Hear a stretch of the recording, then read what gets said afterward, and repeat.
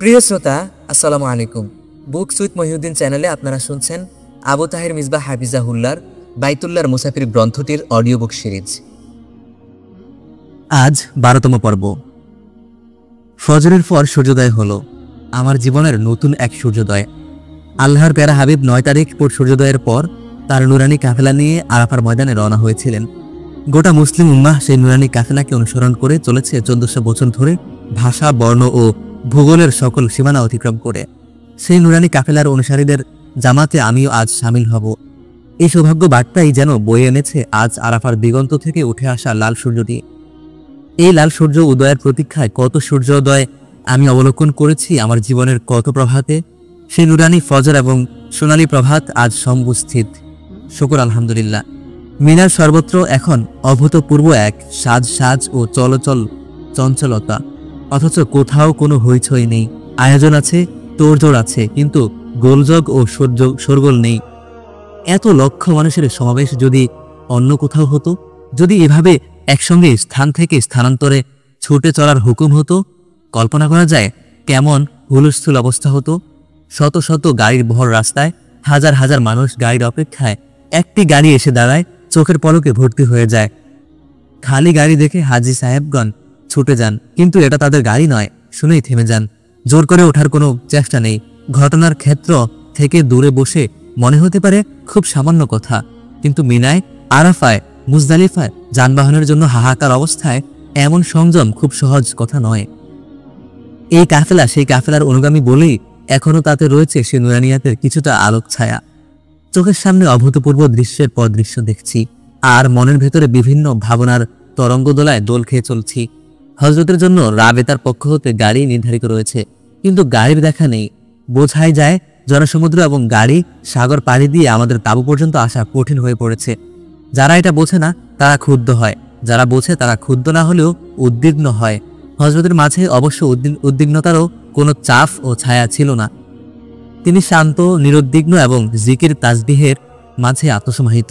চারপাশের বিপুল চঞ্চলতার মাঝে এমন আত্মসমাহিত রূপ দেখলে কি যে ভালো লাগে, কিন্তু এমন রূপ খুব বেশি কি দেখা যায় এই কোলাহলপূর্ণ জীবনের অঙ্গনে? অবশেষে গাড়ি এলো এবং চালকের বক্তব্য হলো, শুকর করো যে শেষ পর্যন্ত গাড়ি আনতে পেরেছি।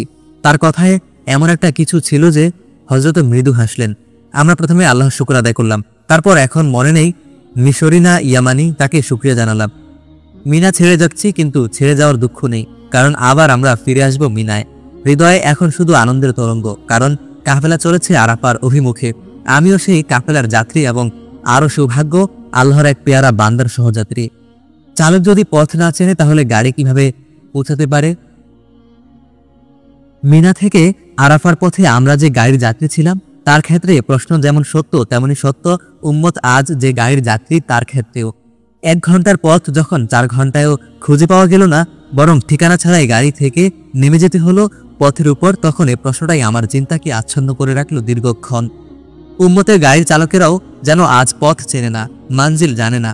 সিরাতুল মুস্তাকিম হারিয়ে এ পথে সে পথে ঘুরে ঘুরে তারা হয়রান, আর ঠিকানাহীন পথের উপর নেমে গিয়ে উম্মত এখন পেরেশান। 9 তারিখের ফজর থেকে তালবিয়ার সঙ্গে শুরু হয়েছে তাকবীরে তাশরিক। এটা চলবে 13 তারিখের আসর পর্যন্ত। কিন্তু শরীয়তের আহকাম সম্পর্কে আমাদের অজ্ঞতা কি পরিমাণ তার বাস্তব অভিজ্ঞতা হলো ফজরের সময়। আমাদের তাঁবুতে হযরতের কাফেলা ছাড়া কাউকে তাকবীরে তাশরিক পড়তে শোনা গেল না। হযরত তাশরিকের প্রতি সকল দৃষ্টি আকর্ষণ করলেন এবং সম্ভবত আমিনী সাহেব তার বক্তব্য সবার কানে পৌঁছে দিলেন। তখনই শুধু তাকবীরে তাশরিকের আওয়াজ ধ্বনিত হলো।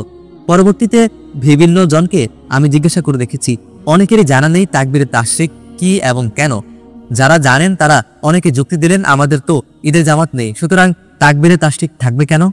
বাস যখন বিভিন্ন মোড় ঘুরছে এবং রাস্তা পরিবর্তন করছে, হযরত তখন উচ্চস্বরে তালবিয়া পড়ছেন। আমরাও তাকে অনুসরণ করে সমবেত কণ্ঠে উচ্চারণ করছি, লাব্বাইক আল্লাহুম্মা লাব্বাইক, লাব্বাইক লা শারীকা লাক লাব্বাইক। যেদিকে তাকাও শুধু হাজীদের কাফেলা, ইহরামের লেবাসে শুধু নুরানিয়াতের শুভ্রতা। যেদিকে কান পাতো শুধু তালবিয়ার সমুধুর ধ্বনি, শুধু লাব্বাইক আল্লাহুম্মা লাব্বাইকের বন্দেগী ও হাজিরি। হাজির হে আল্লাহ, আমি হাজির, গুনাহগার বান্দা তোমার দুয়ারে হাজির। অপূর্ব এক আনন্দের তরঙ্গদোলায় আন্দোলিত আমার হৃদয় যেন গেয়ে উঠল আরাফা আরাফা। আমার স্বপ্নের, আমার ভালোবাসার হে আরাফা, আমি এসেছি তোমার জাবালের রহমতের পাদদেশে, তোমার নুরানিয়াতের পরশে ধন্য হতে। আর তখন যেন শুনতে পেলাম আরাফার আকাশ থেকে, আরাফার বাতাস থেকে আশ্চর্য মধুর এক অভিনন্দন, মারহাবা মারহাবা, জাবালের রহমতের ভূমিতে তোমাকে মারহাবা। আমি আপ্লুত হলাম, আমি কৃতার্থ হলাম, উদ্বেলিত হৃদয়ের সবটুকু কৃতজ্ঞতা নিবেদন করে বলে উঠলাম, তোমার শকর হে আল্লাহ, তোমার শকর। গুনাহগার নাফরমান বান্দাকেও তুমি স্বাগত জানাবে, এই আশাই তো করি তোমার রহমতের কাছে হে আল্লাহ। গাড়ির চালক অবশেষে হতাশা প্রকাশ করে বলল, তোমাদের তাঁবু বের করা আমার পক্ষে সম্ভব নয়। এরপর আর কি বলা যায়, গাড়ি থেকে নামতে হলো ঠিকানাহীন ভাবে। সূর্য তখন মাথার উপর, ছিলাম শীতাতত নিয়ন্ত্রিত গাড়ির ভেতরে। এখন গরমে আমাদের পর্যদস্ত অবস্থা ছিল দেখার মতো, আর হজরতের হাফিজি হুজুরের সুকুন ও প্রশান্তির অবস্থাটা ছিল আরো বেশি দেখার মতো। জানামাজ বিছিয়ে তিনি পথের পাশে বসলেন, যেন পেয়ে গেছেন তার ঠিকানা।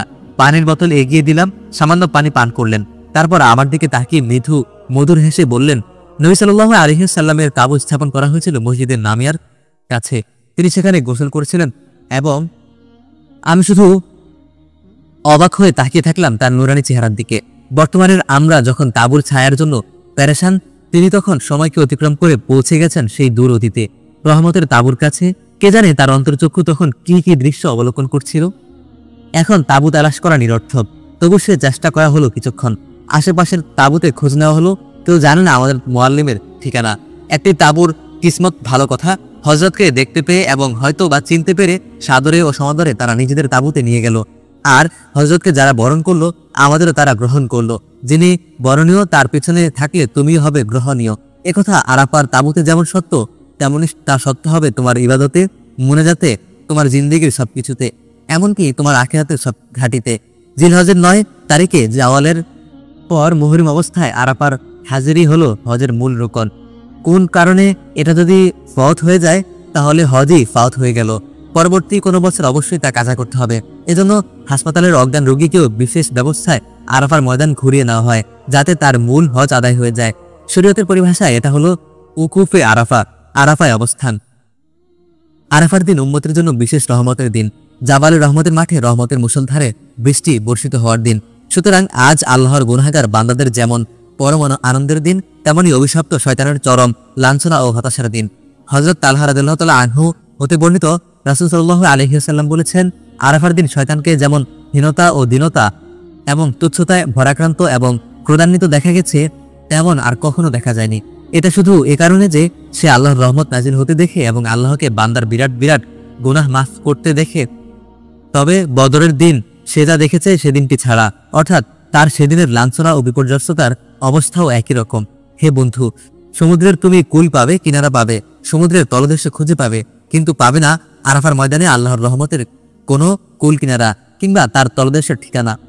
তুমি যদি এমন অপরাধ করে থাকো যাতে পাহাড় গড়িয়ে যায়, আসমান ভেঙে পড়ে এবং সাগরের পানি কালো হয়ে যায়, তবু তুমি গ্রহণ করো রহমত ও মাগফিরাতের সুসংবাদ। এখানে তোমাকে হাজির করা হয়েছে বঞ্চিত করার জন্য নয়, অনুগ্রহ করার জন্য। জীবনের জন্য যার বরবাদি ছাড়া কিছুই নেই, উরতাপের দুফোঁটা অশ্রু দ্বারা সেও আজ পেয়ে যাবে আল্লাহর রহমতের কোলে আশ্রয়। আজ তো সেই দিন যেদিন স্বয়ং আল্লাহ নূরের ফেরেশতাদের সামনে বান্দার ইহরামের নুরানিয়াত নিয়ে গর্ব করেন। মুসলিম শরীফের এই হাদিস বারবার পড়েছি, আজ হযরতের জবানে শুনলাম। শব্দ অভিন্ন, কিন্তু স্বাদ ও প্রসাদ ছিল ভিন্ন।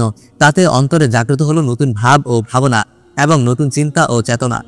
হযরত বললেন, মা আয়েশা রাদিয়াল্লাহু তাআলা আনহা হতে বর্ণিত যে রাসূলুল্লাহ সাল্লাল্লাহু আলাইহি ওয়াসাল্লাম বলেছেন, আরাফার দিন আল্লাহ তাআলা বান্দাদের যে পরিমাণ জাহান্নাম থেকে আজাদ করেন, তেমন অন্য কোনো দিন নয়। আর এই দিন আল্লাহ তাআলা বান্দার খুব নিকটে আসেন। তারপর ফেরেশতাদের মজলিসে বান্দাকে নিয়ে গর্ব করেন আর বলেন, দেখো এই পাগল বান্দারা কি চায়। হযরত আমাদের আরেকটা হাদিস শোনালেন, যা আমার জানা ছিল না। এই হাদিস শুনে তো তাবর গোটা মজলিস সুবহানাল্লাহর আনন্দ ধুলিতে দুলে উঠল, আর আমার অন্তঃসত্ত্বা আত্মহারা হয়ে উঠল। পেয়ে গেছি, আমার রব্বে কারিমের মাগফিরাত আমি পেয়ে গেছি। হযরত বললেন, নবী সাল্লাল্লাহু আলাইহি ওয়াসাল্লাম বলেছেন, সবচেয়ে বড় গুনাহগার তো সে যে আরাফায় ময়দানে উকুফ করে, তারপর ভাবে যে আল্লাহ হয়তো তাকে মাফ করেনি। সুবহানাল্লাহ, সুবহানাল্লাহ, সুম্মা আলহামদুলিল্লাহ। আর কি চাও তুমি হে আল্লাহ আব্দুল্লাহ? লাব্বাইক বলে হাজির হলে আর মাগফিরাতের খোঁজখবর পেয়ে গেলে, তারপর কেন তুমি তাওবা ইস্তেগফার করবে না? কেন দোয়া মোনাজাত করবে না? কেন কাঁদবে না? কেন হাসবে না? আরাফার তপ্ত বালু কেন আজ তোমার এক ফোঁটা অশ্রুর সাক্ষী হয়ে থাকবে না? এক ফোঁটা অশ্রু অনুতাপের এবং আনন্দের। আরাফার দিন হলো দোয়া ও মোনাজাতের দিন, দিল খুলে চাওয়ার এবং আঁচল ভরে পাওয়ার দিন। নবী সাল্লাল্লাহু আলাইহি ওয়াসাল্লাম বলেছেন, শ্রেষ্ঠ দোয়া হলো আরাফার দিনের দোয়া। হে প্রেমিক, তোমার প্রেমাস্পদের পরম করুণায় জীবনের স্বর্ণ সুযোগ এখন তোমার সামনে। সুতরাং আঁচল বিছাও এবং ভিক্ষার পাত্র মেলে ধরো। যা কিছু চাওয়ার চেয়ে নাও এবং চাইতে থাকো, ক্লান্তহীনভাবে চাইতে থাকো। অন্তরের যা কিছু কামনা বাসনা, দিলের যা কিছু আরজু ও তামান্না মাওলার দরবারে পেশ করতে থাকো। আজ তো শুধু কবুলিয়াতের দিন, জীবনের এই দুর্লভ সুযোগ যেন অবহেলায় হাতছাড়া না হয়ে যায়। হযরত বললেন, আরাফার দিনের জন্য বিশেষ কোনো দোয়া নেই, তবে সুবহানাল্লাহি আলহামদুলিল্লাহ ওয়ালা ইলাহা ইল্লাল্লাহু আল্লাহু আকবার এগুলোর বড় ফজিলত হাদিসে এসেছে এবং আরাফায় তা বলার কথা এসেছে। সুতরাং হাকিকত ও মর্ম বুঝে হুজুরে কলবের সাথে এই কালিমাগুলো বারবার পড়া উচিত। অবশ্য তালবিয়াও যথানিয়মে চলতে থাকবে। আমরা যথাসাধ্য চেষ্টা করলাম হযরতের নসিহতের উপর আমল করার। আরাফার দিনে কিভাবে দোয়া ও মোনাজাত এবং আহাজারি ও রোনাজারি করতে হয়, কিভাবে আবদিয়াত ও বান্দেগী এবং বিনয় কাতরতা ও দাসত্ব নিবেদন করতে হয়, কেমন ছিল আরাফার ময়দানে আল্লাহর নবীর দোয়া ও কোরবানি রোনাজারি, কেমন ছিল সাহাবা কেরামের এবং যুগে যুগে আল্লাহর পেয়ারা বান্দাদের মোনাজাত ও আহাজারি, তা কিতাবের পাতায় অবশ্যই পড়েছি এবং তাতে আপ্লুত হয়েছি।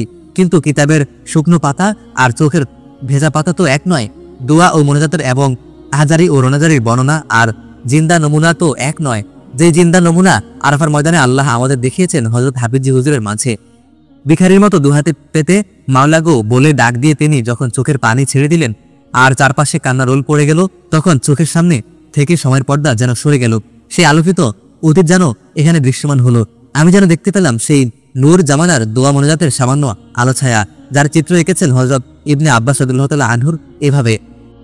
নবী সাল্লাল্লাহু আলাইহি ওয়াসাল্লামকে দেখেছি আরাফার ময়দানে তিনি দোয়া করেছেন, উভয় হাত বুক পর্যন্ত তুলে রেখেছেন, যেন এক ভুখা মিসকিন দু লোকমা খাবারের জন্য দাতার দুয়ারে হাত ছড়িয়ে রেখেছে। আজকের এই হযরত হাফিজি তো বিচ্ছিন্ন কেউ নন। আজকের এই দোয়া ও মোনাজাত এবং এই আহাজারি ও রোনাজারিও তো নয় বিচ্ছিন্ন কিছু। এটা তো স্মরণ ও অনুসরণের অটুট এক পরম্পরা, বর্তমান থেকে অতীত অভিমুখে। এটা তো আলো ও নূরের অব্যাহত এক ধারা, অতীত থেকে বর্তমানের দিকে। পেয়ারা নবী সাল্লাল্লাহু আলাইহি ওয়াসাল্লাম এর সেই নুরানি দোয়া ও মোনাজাতের নমুনা দোহরানোর জন্যই তো এদিনে এই পবিত্র ময়দানে আল্লাহর পেয়ারা বান্দাগণ প্রতি বছর হাজির হন। নবুয়তের জামানা থেকে দূরত্ব যত বিস্তৃত হবে, নূর ও নুরানিয়াত তত দুর্বল হবে, এটা স্বাভাবিক। তবু তো এই দোয়া সেই দোয়ারই প্রতিচ্ছবি এবং এই কান্না সেই কান্নারই প্রতিচ্ছবি। হযরতের রোনাজারি আমাদেরও হৃদয় স্পর্শ করলো এবং তাতে আমাদেরও হৃদয় বিগলিত হলো। সামান্য একটু হলেও আমাদেরও চোখের পাতা ভিজে উঠল। আমিন আমিন বলে আমরাও সামিল হয়ে গেলাম যুগে যুগে আরাফার ময়দানে আল্লাহর পেয়ারা বান্দাদের আহাজারি ও রোনাজারের জামায়াতে। তাঁবুর বাইরে উন্মুক্ত আকাশের নিচে এবং তপ্ত বালুর উপর দাঁড়িয়ে হযরতের মোনাজাত চলছে তো চলছেই। নিষ্পাপ দুটি চোখ থেকে অশ্রু ঝরছে তো ঝরছেই।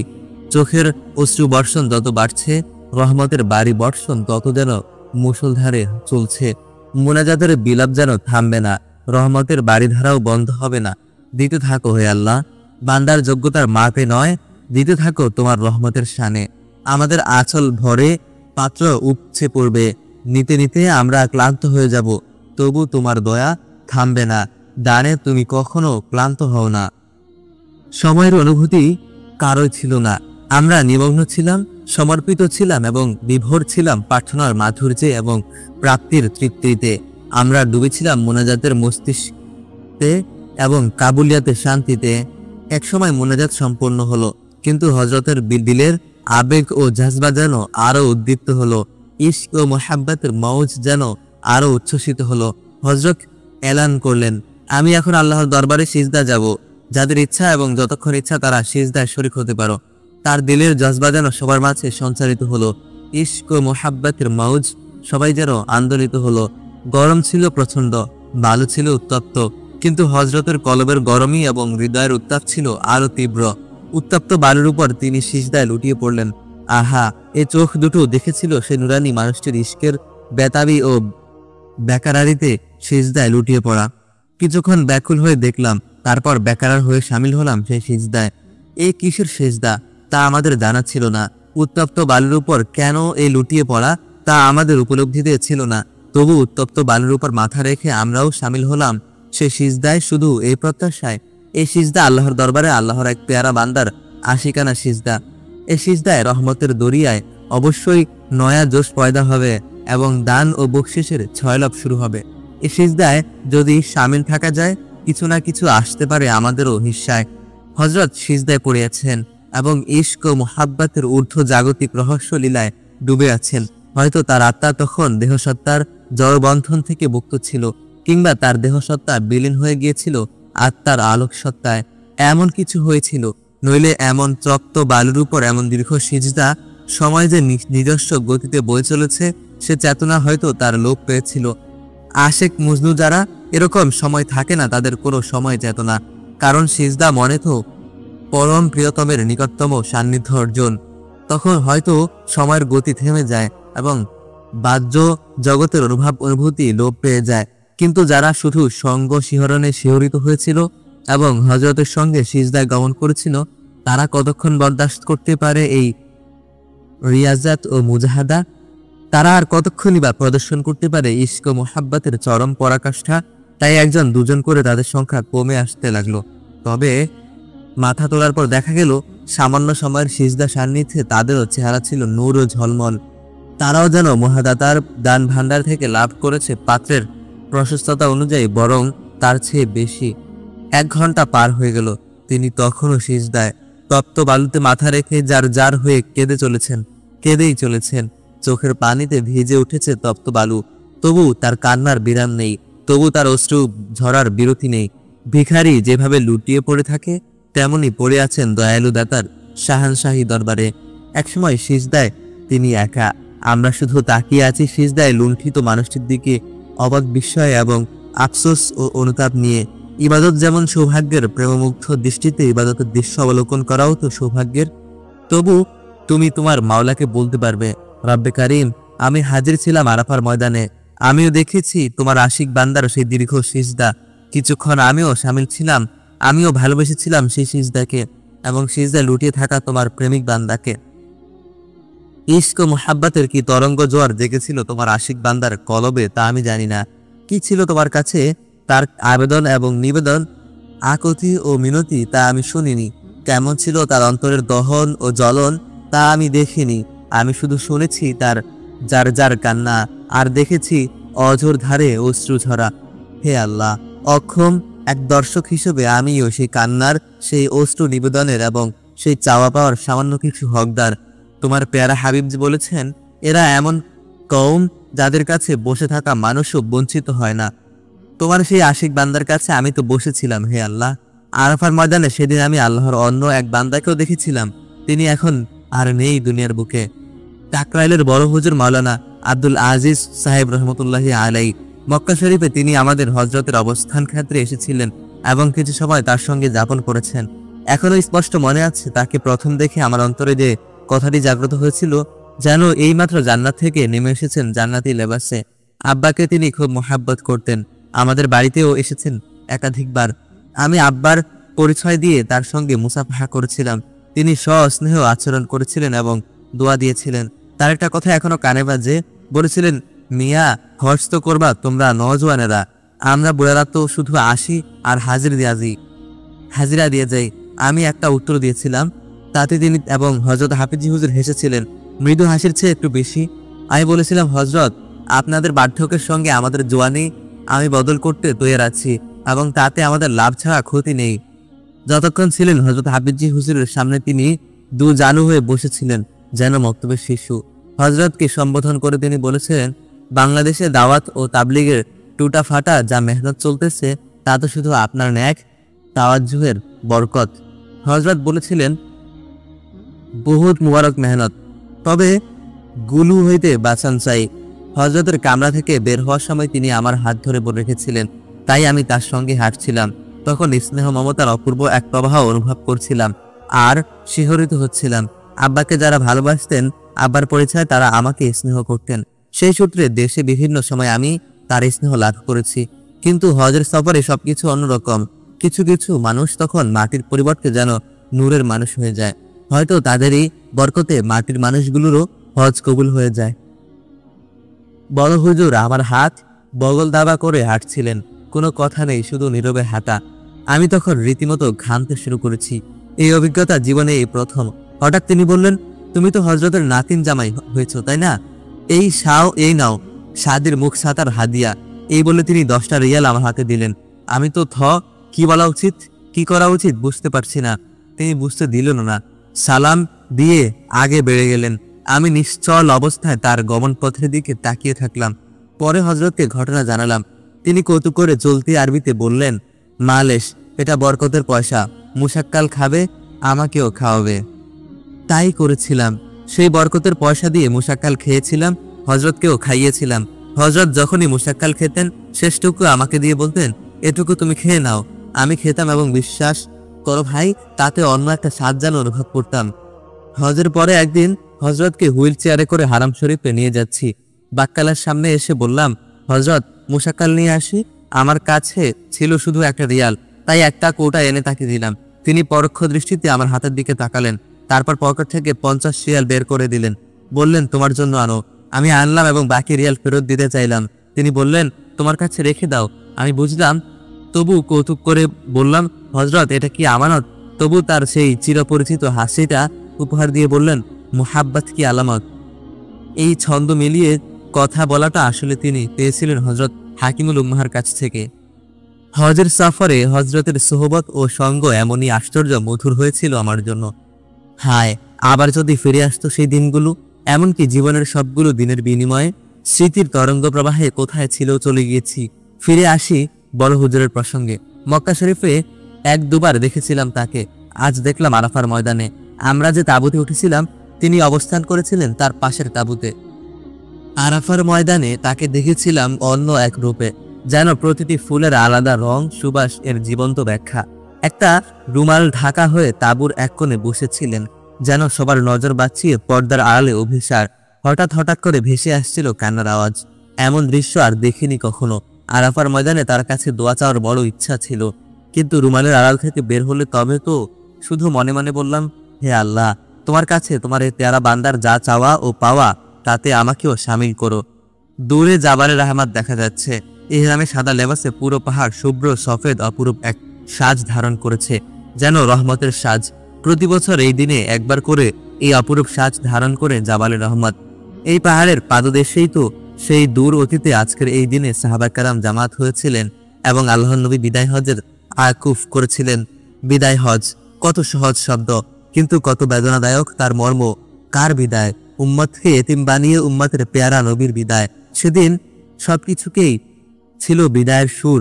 এই আরাফার ময়দানেই আল্লাহর নবী সাহাবা কেরামকে সম্বোধন করে বলেছিলেন, আচ্ছা, আমি কি আমার রবের বাণী পৌঁছে দিয়েছি? লক্ষ কণ্ঠ একসঙ্গে বলে উঠেছিল, অবশ্যই পৌঁছে দিয়েছেন ইয়া রাসূলুল্লাহ। পেয়ারা নবী সাল্লাল্লাহু আলাইহি ওয়াসাল্লাম তখন পবিত্র শাহাদাত আঙ্গুলি আসমানের দিকে তুলে আবেগময় কণ্ঠে বলেছিলেন, হে আল্লাহ সাক্ষী থাকুন, হে আল্লাহ সাক্ষী থাকুন। কেমন ছিল আরাফার আজকের দিনের সেই নুরানি মজবার দৃশ্য? আল্লাহর নবীর হজ দেখেছেন সাহাবা কেরাম। তারা যা দেখেছেন এবং শুনেছেন তার পূর্ণ বিবরণ রেখে গেছেন পরবর্তীদের জন্য, আমাদের জন্য।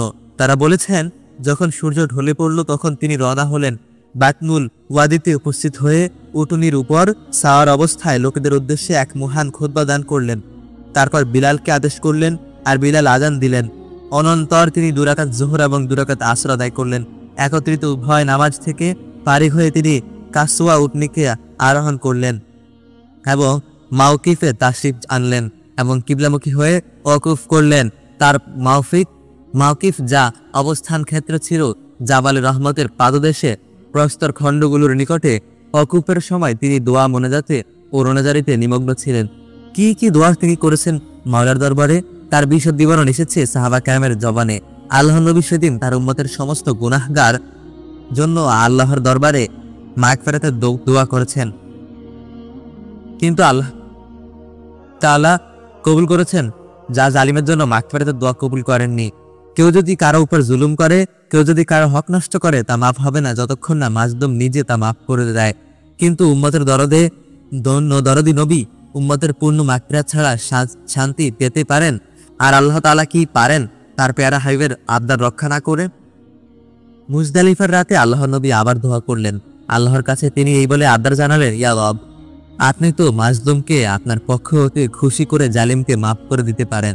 উম্মতের জন্য পেয়ারা হাবিবের কত পেয়ারা আবদার, এমনকি জালিম উম্মতের জন্য ছিল তার কত দরদ ব্যথা।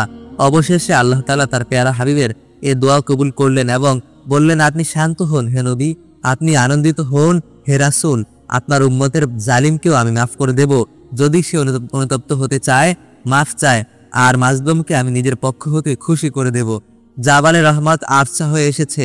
আমাদের হযরত তখনও সেই সিজদায়। সূর্য প্রায় অস্ত যাওয়ার সময় তিনি সিজদা থেকে মাথা তুললেন, যেন অনেক দূরের অন্য কোনো জগৎ থেকে ফিরে এলেন। তুমি যদি দেখতে তখন আমাদের হযরতকে দীর্ঘ সিজদার মাধ্যমে ইশক ও মুহাব্বতের রহস্যময় জগৎ থেকে ভ্রমণ করে আসা আমাদের হযরতকে, কি নূর ঝলমল চেহারা, কি আলোকিত অভিব্যক্তি, সমস্ত মুখমণ্ডল জুড়ে পরম মিলনের এবং পরম প্রাপ্তির কি অপূর্ব উদ্ভাস। আরাফার দিনে সূর্যাস্তের সময় আল্লাহর পেয়ারা নবীর পবিত্র মুখমণ্ডলের উদ্ভাস কেমন ছিল, তার সামান্য ছায়া, সামান্য আভাস তুমি যদি দেখতে চাও তাহলে তোমাকে দেখতে হবে তোমার যুগে আরাফার ময়দানে আল্লাহর কোন নেক বান্দার চেহারা। সে পবিত্র উদ্ভাসেই ছায়া পড়েছিল যুগে যুগে হাসান বসরি, জুনায়েদ জালানী এবং আল্লাহর অসংখ্য নেক বান্দার চেহারায়। যুগের ব্যবধান যত দূরবর্তী হোক, এখানেও তুমি দেখতে পাবে তা।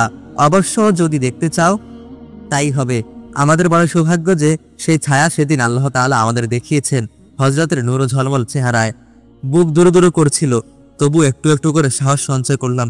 একেবারে কাছে গিয়ে দাঁড়ালাম। মুখে আসে আসে কখনো যেন আসে না, কারণ জানি না কিছু বলার একটা উপযুক্ত সময় কিনা। হযরত জিজ্ঞাসা দৃষ্টিতে তাকালেন।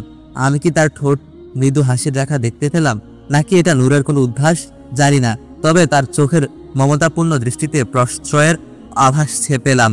আমার সাহস এবার চূড়ান্ত হলো। আমি আরো কাছে এসে একেবারে কানের কাছে মুখ এনে বললাম, হযরত, দোয়া করুন আল্লাহ যেন দ্বীনের এবং আরবি ভাষার খেদমতের জন্য আমাকে কবুল করেন। আমার কলমকে যেন আল্লাহ তাআলা শক্তি দান করেন। নিজে তো তোমার আল্লাহর কাছে অনেক চেয়েছি, তবু আজকের এই সুযোগটি আমি হারাতে চাই না। আমি খাঁচা ভাবে আমার জন্য দোয়া করুন আপনি। হযরত হাসলেন তার চিরকালের সেই মৃদু মধুর হাসি এবং বললেন, তাকাব্বালাল্লাহু মিনকা, তুম ভি কাহো রব্বানা তাকাব্বাল মিন্না ইন্নাকা আনতাস সামিউল আলিম। আমি বললাম এবং হৃদয়ের পরতে পরতে আশ্চর্য এক প্রশান্তি অনুভব করলাম। হযরত বললেন, ভাই, আমি তো তোমার জন্য, তোমার বিবির জন্য, তোমার বাচ্চার জন্য অনেক দোয়া করেছি। সূর্য অস্ত গেল, সূর্য যতবার উদিত হবে ততবার অস্ত যাবে। দিনটা তোমার জন্য আনন্দের হোক কিংবা বেদনার, কিন্তু আজকের সূর্যাস্ত কি সামান্য একটা সূর্যের সাধারণ কোনো অস্ত যাওয়া? কত স্বপ্ন ছিল হৃদয়ে আজকের এই পবিত্র দিনটিকে কেন্দ্র করে, কত ব্যাকুলতা ছিল, কত অস্থির প্রতিরক্ষা ছিল, কত আশা ও প্রত্যাশা ছিল। আমার জীবনে আজ সেই স্বপ্নের, সেই আশা ও প্রত্যাশার সূর্য উদিত হয়েছিল এবং সেই সূর্য এইমাত্র অস্ত গেল। আরাফার পবিত্র দিনটি আমার জীবনে এসেছিল আমাকে নূরের স্নাতে স্নাত করার জন্য, আমাকে আল ইয়াউমা আকমালতু লাকুম এর সেই বিমানী কাফেলায় শামিল করার জন্য এবং এভাবে আমাকে আমার রবের একান্ত সান্নিধ্য দান করার জন্য। মহা সৌভাগ্যের সেই পবিত্র দিনটি এইমাত্র গত হলো। আমি গাফিল ছিলাম, হয়তো গাফলতের মাঝেই থেকে গেলাম, কারণ আজকের মহা সৌভাগ্যের দিনেও আমার ঘুম পেয়েছিল। জাবালে রহমতের ময়দানেও আমি ঘুমিয়ে পড়েছিলাম। সেই যে কবি বলেছেন, অভাগী কি ঘুম পেয়েছিল তোরে, কেউ আমাকে জাগায়নি। আজকের দিনে কে কাকে জাগাবে? সবাই তো মশগুল নিজ নিজ চিন্তায়, নিজ নিজ সওদায়। সবাইকে আজ চাইতে হবে এবং পেতে হবে। তোমার চাওয়া তোমাকেই চাইতে হবে এবং তোমার পাওয়া তোমাকেই পেতে হবে। সুতরাং তুমি যদি ঘুমিয়ে পড়ো, কে তোমাকে জাগাবে? কিন্তু আমি পেয়েছিলাম একটা কোমল হাতের মধুর স্পর্শ। মায়ের কোমল হাতের মমতার স্পর্শ যেমন হয়, যে স্পর্শ সন্তানকে ঘুম থেকে জাগায় না, আরো আদুরে বানায়, আরো নিদ্রা মগ্ন করে, আমারও তাই হলো। আমার নিদ্রার আবেশ আরো গাঢ় হলো। তবে আমার ঘুম ভাঙলো সেই কোমল স্পর্শের সঙ্গে যখন একটা কোমল ডাক কানে এলো। চোখ মেলে তাকালাম, আমার হযরত আমাকে ডাকছেন, থাক গাও হে, উঠো, জাগো, ওয়াক্ত গুজার রাহা হায়। ক্লান্ত হয়ে পড়েছ? উঠো, জাগো, সময় তো চলে যায়। আমার মনে হয় এই ঘুমের মাঝেও কিছু প্রাপ্তি ছিল। ঘুম না এলে কি পেতাম? এই কোমল স্পর্শ, এ কোমল ডাক।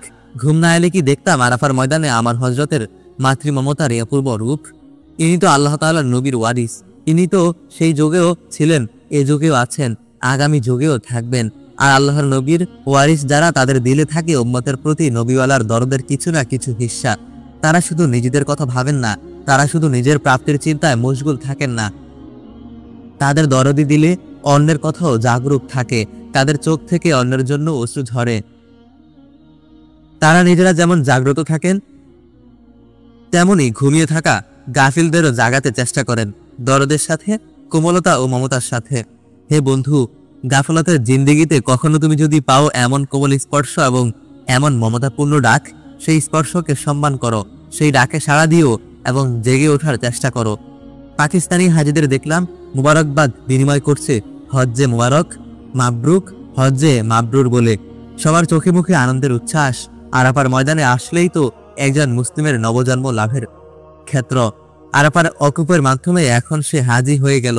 হজের বিরাট মুজাহাদাপূর্ণ ইবাদতের মাধ্যমে সে ওই দিনের মতো নিষ্পাপ হয়ে গেল যেদিন তার মা তাকে জন্মদান করেছে। সুতরাং নবজন্ম লাভের আনন্দ ও অভিনন্দন খুবই স্বাভাবিক। সেদিন সূর্য অস্ত যায় এমন সময় হযরত আমাকে যা বলেছিলেন, হয়তো আমি তা রক্ষা করতে পারিনি, তবু মনে হয় হে প্রিয় শ্রোতা, তোমাকে তা জানানো দরকার, যাতে তুমি অন্তত আমল করতে পারো এবং তোমার আমলের উসিলায় আল্লাহ তাআলা আমার বেআমলি মাফ করে দেন। তিনি বলেছিলেন, মিয়া আবু তাহের, এখন তুমি নতুন মানুষ, এখন তুমি হাজি আবু তাহের। হাদিসের খোঁজ খবর অনুযায়ী হজের মাধ্যমে আল্লাহ তাআলা তোমাকে নিষ্পাপ করে দিয়েছেন। এখন তোমার কর্তব্য হলো আল্লাহ তাআলা এই যে এত বড় নিয়ামত দান করেছেন তার কদর করা। জিন্দেগি ভর চেষ্টা করবা কবিরা গুনাহ থেকে বেঁচে থাকার এবং তাওবা ইস্তেগফারের মাধ্যমে নিজেকে পাকসাপ রাখার। এই আরাফার ময়দানে আল্লাহর পেয়ারা হাবিব উম্মতের কাঁধে দিনের আমানত রেখে গেছেন। আজ আরাফার ময়দানে হাজির হয়ে তুমিও এই নবুয়তি আমানতের হামিল হয়ে পড়েছ। সুতরাং এখান থেকে এই আজম নিয়ে রওনা হও যে তোমার জিন্দেগি তুমি আল্লাহর দিনের জন্য ওয়াকফ করে দেবে। তা না হলে হজ হয়ে যাবে শুধু রসমি হজ। হজরতের প্রতিটি কথা আমি আমার সমগ্র সত্তা দিয়ে গ্রহণ করার চেষ্টা করলাম এবং ভেতরে বিরাট এক আলোড়ন ও তোলপাড় অনুভব করলাম। এর মধ্যে হযরত বললেন, তুমি তো আগেই আমার হাত বাইয়াত হয়েছ, আজ নতুন করে বাইয়াত হও, বাইয়াত আলাল জিহাদ হাত্তাল মামাত। আসমান থেকে নেমে আসা সৌভাগ্যের হাতছানি মনে করে সঙ্গে সঙ্গে হাত বাড়িয়ে দিলাম। হযরত বাইয়াত করলেন। তার বলে দেওয়া কথাগুলো আমি উচ্চারণ করছি। প্রতিটি শব্দ যেন অন্তর সমুদ্রে এক একটি ঢেউ সৃষ্টি করছে। কলবের জাহানে যেন নতুন এক ইনকিলাব ফয়দা হলো। হৃদয়ের জগতে সৃষ্টি হলো নতুন এক বিপ্লব। জ্যোতির্ময়তা, নুরানিয়াত ও তাজাল্লিয়াতের যে তরঙ্গ প্রবাহ হযরতের হাত ধরা অবস্থায় সেদিন অন্তর সত্তায় অনুভব করেছিলাম, হায় যদি আজও তা প্রবাহমান থাকতো, অন্তত তার একটা ক্ষীণধারা। সবকিছু কোথায় হারিয়ে গেল। কিন্তু হে আল্লাহ, আমি তোমার রহমত থেকে নিরাশ নই। তুমি আবার দিতে পারো এবং আরো বেশি দিতে পারো। তুমি দিলে বাধা দেওয়ার কেউ নেই, আর তুমি বাধা দিলে দেওয়ার কেউ নেই। সূর্য তখন পূর্ণ অস্ত গেল। হযরত তখন গাড়িতে আরোহণ করলেন। যদিও গাড়ির চালক তাড়াহুড়া করছিল, কিন্তু হযরত সূর্যাস্তের পর রওনা দেওয়ার বিষয়ে অবিচল ছিলেন। এমনকি একবার তিনি সাফ বলে দিলেন, গাড়িওয়ালাকে বলো চলে যেতে, আমরা নিজেদের ইন্তজামে যাব। চালক তখন আপোষে ঠান্ডা হয়ে গেল। হযরতের ইস্তিগনা ও তাওয়াক্কুলের এরকম আরো কিছু নমুনা সফরের বিভিন্ন সময় দেখতে পেয়েছি, কিন্তু এখানেও একই কথা, দেখা যথেষ্ট নয়, গ্রহণ করো এবং মান্য করা কর্তব্য, নচেত তোমার দেখা সাক্ষী হয়ে থাকবে তোমারই বিপক্ষে। গাড়িতে ওঠার সময় হযরত নিজেও তালবিয়া বললেন, আমাদেরও বলালেন, লাব্বাইক আল্লাহুম্মা লাব্বাইক, লাব্বাইক লা শারীকা লাকা লাব্বাইক, ইন্নাল হামদা ওয়ান নি'মাতা লাকা ওয়াল মুলক লা শারীকা লাকা লাব্বাইক। গাড়ি চলতে শুরু করলো আরাফা থেকে মুজদালিফা অভিমুখে। আমরা একা তো নই, লাখ লাখ হাজি, হাজার হাজার গাড়ি। সর্বোচ্চ ব্যবস্থাপনা সত্ত্বেও কিছু কষ্ট, কিছু সমস্যা তো হবেই, কিছু গোলযোগ, কিছু বিশৃঙ্খলা তো থাকবেই। কিন্তু তুমি যদি এসে থাকো প্রেম ও ভালোবাসার স্বাদ গ্রহণ করার জন্য, তোমার দিল যদি উন্মুখ থাকে ইশক ও মুহাব্বতের লজ্জত হাসিল করার জন্য, তাহলে অবশ্যই তুমি ভাববে তেমন করে যেমন ভেবেছেন আমাদের হযরত এবং ভেবেছেন যুগে যুগে আল্লাহর নেক বান্দারা। একটু এগিয়ে গাড়ি থেকে নেমে গেল। হযরত জানালা দিয়ে তাকালেন। দূরের পাহাড়গুলো তখন আবছা দেখা যায়। তিনি বললেন, আরাফার ময়দান বোধহয় আমাদের ছাড়তে চায় না। আমরাও কি ছাড়তে চাই? তবু যেতে হয়, কারণ মাওলার ডাক এসেছে মুজদালিফা থেকে। তবে গাড়ি যতক্ষণ চলবে না, যতক্ষণ ভাববো কোনো এক বাহানায় মাওলা আমাদের আরো কিছুক্ষণ রাখতে চান আরাফার ময়দানে, জাবালে রহমতের সোহবতে। শোনো, আল্লাহর পাগল কি বলে শোনো, দেখো মাওলার আশেক মজনু যারা তাদের ভাবনা কেমন হয় দেখো। এমন করে যদি ভাবতে পারো, এমন করে যদি বলতে পারো, তাহলে সার্থক তোমার বাইতুল্লাহর সফর। থেমে থাকা গাড়ি আবার সচল হলো। আমি তাকালাম বাইরে, আমার প্রিয় আরাফার পাহাড়গুলোর দিকে। বিদায় আরাফা, বিদায়। জীবনের অত্যন্ত মধুর একখণ্ড স্মৃতি বুকে ধারণ করে তোমাকে বিদায়। আমার উপস্থিতি তোমাকে মলিন করেছে, তবু তুমি আমাকে বরণ করেছো। তবু তোমার প্রশান্ত বুকে আমাকে তুমি ধারণ করেছো। সেজন্য কৃতজ্ঞ চিত্তে তোমাকে আমি ভালোবাসবো, আজীবন ভালোবেসেই যাব। প্রিয় আরাফা, আমি কি পারবো আমার ফিরে আসতে তোমার বুকে আবার? জানি না, তিনি জানেন। তিনি যদি দয়া করেন তবে আবার আমি শুরু করব তোমার করে নতুন করে স্বপ্ন দেখা। স্বপ্ন ছাড়া জীবন তো কখনো হয় না জীবনের মতো। আমি স্বপ্ন দেখব, যিনি স্বপ্ন দেখাবেন তিনি স্বপ্নকে পূর্ণতা দান করবেন। পিঁপড়ের গতিতে এগুচ্ছে গাড়ির দীর্ঘ সারি। হেঁটে গেলে অনেক আগে পৌঁছে যাওয়া যায়। যাচ্ছেন আল্লাহর অনেক বাহিম্মাত বান্দা। ছোট ছোট সামান পিঠে, কাঁধে বা মাথায় নিয়ে আমাদের গাড়ি অতিক্রম করে চলে যাচ্ছেন তারা। অনেক মহিলাও আসছেন, পিঠের থলিয়ার ভিতর ঝুলছে তাদের শিশু, শুধু মাথাটা বের করে আছে আর অবাক চোখে তাকিয়ে আছে জনস্রোতের দিকে। দেখতে বড় ভালো লাগে। এরা অধিকাংশ নাইজেরিয়ান কিংবা আফ্রিকার বিভিন্ন দেশের। এদের দিলটা বড় সাদা, হাস্যোজ্জ্বল মুখের দাঁতগুলো যেমন।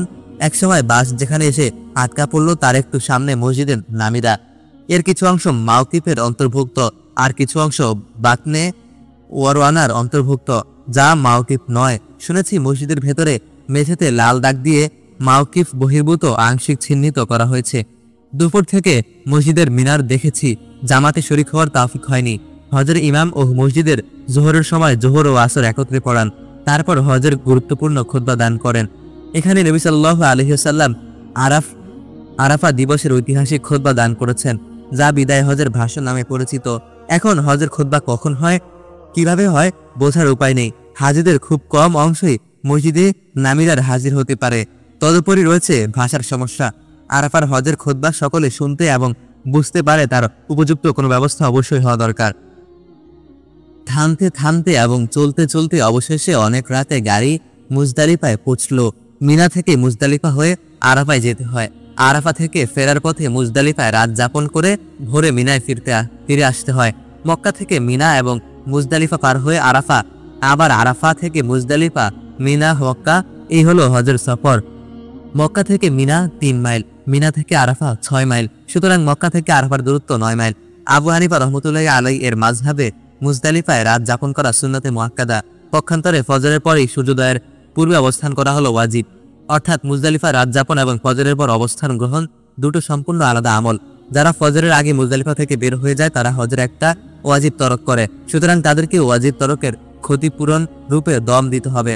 আরেকটা বিষয়, নবী সাল্লাল্লাহু আলাইহি ওয়াসাল্লাম তার পরিবারের দুর্বলদেরকে চাঁদ অস্ত যাওয়ার সঙ্গে সঙ্গে মিনায় পাঠিয়ে দিয়েছেন, যাতে তারা ভিড়ের কষ্ট থেকে নিরাপদ থাকে এবং আগে ভাগে রামি করে ফেলতে পারে। তবে তিনি তাদেরকে সূর্যোদয়ের পরে রামি করার আদেশ করেছিলেন। এদের মাঝে ছিলেন উম্মুল মুমিনিন হযরত সাউদা, উম্মে সালমা ও উম্মে হাবিবা রাদিয়াল্লাহু তাআলা আনহুমা এবং বালক আব্দুল্লাহ ইবনে আব্বাস রাদিয়াল্লাহু তাআলা আনহু। ইবনে আব্বাস রাদিয়াল্লাহু তাআলা আনহু বলেন, রাসূলুল্লাহ সাল্লাল্লাহু আলাইহি ওয়াসাল্লাম আব্বাসকে বললেন, আপনি আমাদের দুর্বলদের এবং আমাদের নবীদের নিয়ে চলে যান, নারীদের নিয়ে চলে যান। তারা যেন মিনায় ফজর পড়ে। নারী, বালক ও অক্ষম বৃদ্ধারাই হলো দুর্বল। অসুস্থতারাও এর অন্তর্ভুক্ত, এমনকি যারা এদের নিয়ে যাবে তাদেরও। সুতরাং এদের উপর কোনো দম ওয়াজিব হবে না এবং গুনাহও হবে না, বরং নবী সাল্লাল্লাহু আলাইহি ওয়াসাল্লামের প্রদত্ত এই অবকাশ গ্রহণ করাই উত্তম। শরীয়তের প্রতিটি বিধানেই এভাবে বান্দার প্রতি রয়েছে অশেষ দয়া ও করুণা। মুজদালিফায় পৌঁছার পর হযরত জামাতের সাথে মাগরিব ও ইশা আদায় করলেন, যেমন নবী সাল্লাল্লাহু আলাইহি ওয়াসাল্লাম করেছেন। সারা জীবন আসর পড়েছি আসরের সময়, আজ আসর পড়লাম জোহরের সময়। সারা জীবন মাগরিব পড়েছি মাগরিবের সময়, আজ মাগরিব পড়লাম মুজদালিফায় এশার সময়। কারণ এটাই আল্লাহর হুকুম।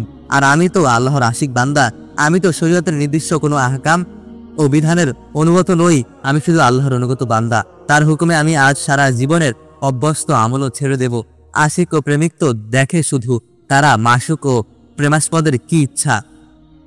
আমরা তো নগণ্য উম্মত। শ্রেষ্ঠ রাসূল এবং শ্রেষ্ঠ আশিক হাবিবে খোদা ও মাহবুবে ইলাহি মুহাম্মদ সাল্লাল্লাহু আলাইহি ওয়াসাল্লাম ওইভাবেই আল্লাহর আদেশ পালন করেছেন এবং আল্লাহর ইচ্ছা পূরণ করেছেন। আমার ধারণা ছিল মাগরিব ও এশার পর হযরত রীতিমতো নফলের নামাজে দাঁড়িয়ে যাবেন এবং জিকির ইবাদতে মশগুল হবেন। কিন্তু না, তিনি বরং বিশ্রামের আয়োজন শুরু করলেন। আমি অবাক হলাম, কারণ একজন বৃদ্ধের জন্য এটা স্বাভাবিক হলেও রাতের ইবাদতে তাকে তো আমরা চির তরুণ দেখে এসেছি। তাই এ রাতের আমল সম্পর্কে জিজ্ঞাসা করলাম। তিনি মৃদু হাসলেন। ছোটদের কোনো অবুঝ প্রশ্নের ক্ষেত্রে তার প্রথম উত্তর হতো এই মৃদুমধুর হাসিটুকু। তিনি বললেন, মিয়া, প্রত্যেক কাজে নবী সাল্লাল্লাহু আলাইহি ওয়াসাল্লামকে অনুসরণ করার মধ্যেই হলো কামিয়াবি। আর মুজদালিফার রাতে তিনি ফজর পর্যন্ত বিশ্রাম করেছেন, তারপর আগে আগে ফজর আদায় করে সূর্যোদয় পর্যন্ত ওকুফ করেছেন। এমনকি এই রাতে তিনি তাহাজ্জুদও পড়েননি। উম্মতের আরামের কথা চিন্তা করে তিনি এই সুন্নাত জারি করেছেন। কারণ জোহর থেকে মাগরিব পর্যন্ত কেটেছে আরাফার দোয়া ও মোনাজাত রোনাজারিতে, আবার পরদিন মিনায় রয়েছে রামি ও কোরবানির কঠিন আমল, তারপর মক্কায় গিয়ে তাওয়াফের জিয়ারত। সুতরাং আজকের রাতে বিশ্রাম করাই উত্তম। নবী সাল্লাল্লাহু আলাইহি ওয়াসাল্লাম বলেছেন, তোমার শরীরেরও রয়েছে তোমার উপর হক। সুবহানাল্লাহ। হযরতের বক্তব্যে রহমাতুল্লিল আলামিন সাল্লাল্লাহু আলাইহি ওয়াসাল্লাম এর সুন্নাতের নতুন একটা সৌন্দর্য উদ্ভাসিত হলো। মুজদালিফায় খোলা আকাশের নিচে রাত যাপনের স্বাদ ও আনন্দই আলাদা। তদুপরি এই স্বাদ ও আনন্দকে শরিয়াত বলেছে ইবাদত। হযরত শুয়ে পড়লেন এবং সঙ্গে সঙ্গে ঘুমিয়ে পড়লেন। এটা তার সারা জীবনের ন্যাক আদত। যে কোনো স্থানে যে কোনো অবস্থায় তিনি সমাত্র ঘুমিয়ে পড়তেন। আবার সময় হওয়া মাত্র চোখ খুলে যেত, তখন তাকে মনে হতো একদম তাজা দম। এটা যদি অর্জন করতে পারতাম, জীবনের অনেক মূল্যবান সময় আমি ঘুমের হাত থেকে রক্ষা করতে পারতাম। একটু দূরে কিছুটা একা হয়ে আমি ঘুমাতে চেষ্টা করলাম। এলো বিভিন্ন রকম চিন্তা। উপরে তারাভরা আকাশ এবং এক একটা প্রায় পূর্ণ চাঁদ, নিচে মুজদালিফায় মরুভূমির বালু।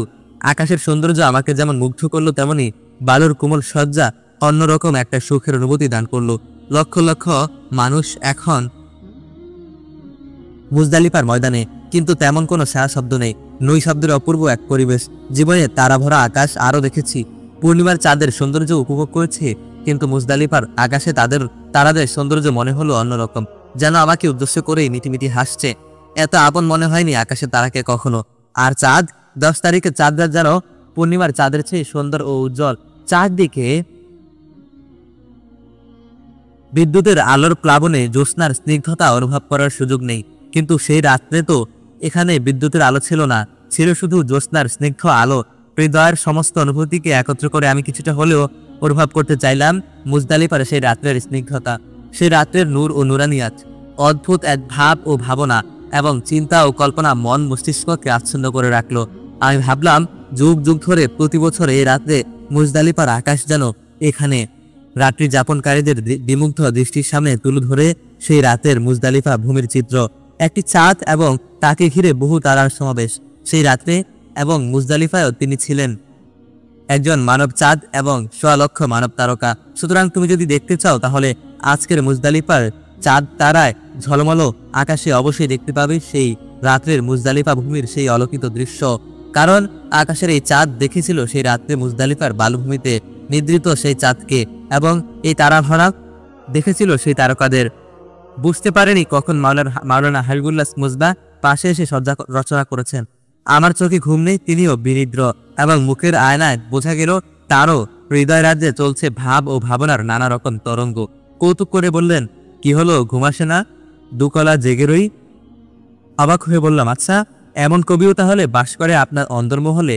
তিনি মৃদু হেসে বললেন, আসুন 2 মিসবাহ কিছুক্ষণ সঙ্গ বিনিময় করি।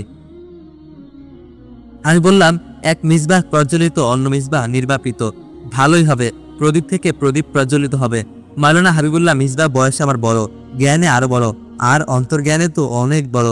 মুজদালিফার রাতে তার সামান্য সময়ের সঙ্গ সহচার্য আমার জন্য অত্যন্ত কল্যাণকর হয়েছিল। হজ সম্পর্কে তার অনুভূতি আমাকে অভিভূত করেছিল। আমার কিছু বলার ছিল না, শুধু তার কথা শুনেছি আর অন্তরে অনুভব সমৃদ্ধ হওয়ার চেষ্টা করেছি।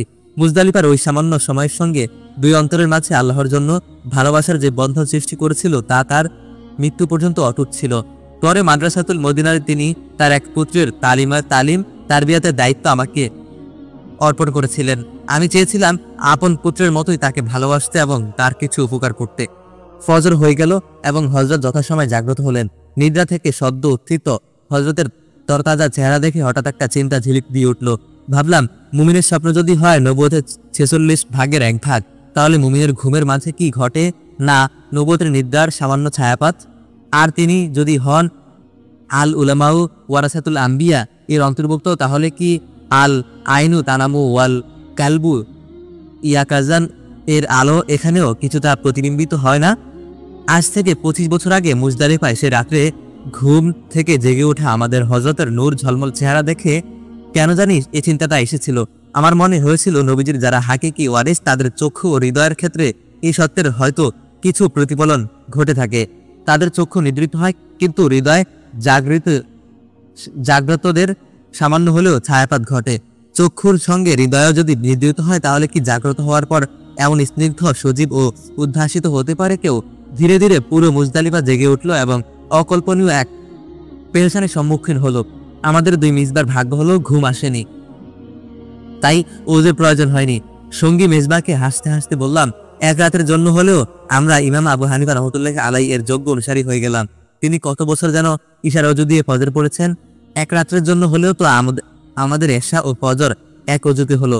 মিসবা সংশোধনী এনে বললেন, আমরা কিন্তু এক ধাপ এগিয়ে আছি, মাগরিবের ওযু দিয়ে এশা ও ফজর আদায় করছি।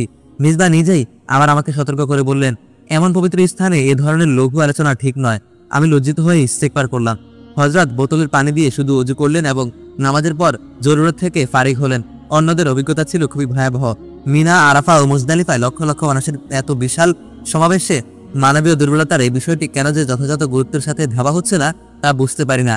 কষ্ট অনেক রকমের আছে এবং সেগুলো আনন্দের সঙ্গে বরণ করে নেওয়ার জন্যই হজের সফর, কিন্তু প্রাকৃতিক দুর্বলতা ও পাক পবিত্রতার বিষয়টি অন্যরকম।